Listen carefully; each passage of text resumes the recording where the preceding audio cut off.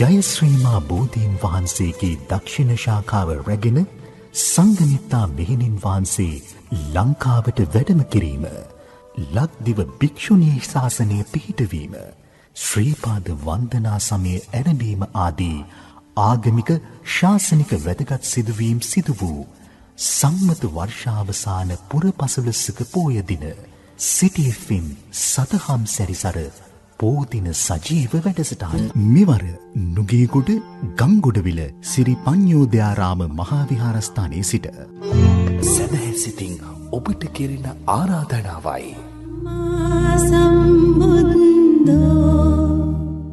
Beam හෙළ ඔසුබෙතින් සහෘද රටවැසියන්ට කෙරෙන සෙනෙහවන්ත උපකාරයයි. Beam වෙදමිතුරු නොමිලේ පවත්වන ආයුර්වේද වෛද්‍ය සායනය අතිදක්ෂ ආයුර්වේද වෛද්‍යවරුන් ලවා නොමිලේම ඔබේ රෝගී තත්ත්වය පරීක්ෂා කර නොමිලේම බෙහෙත්ද ලබා ගන්න. ජාත්‍යන්තර තත්ත්ව ප්‍රමිතීන්ට අනුව 100% උසස්ම අමුද්‍රව්‍ය යොදා නිපදවන බීම් ඖෂධීය තේ නිරෝගීමත් දිවියකට සබාදහමි ඔසු.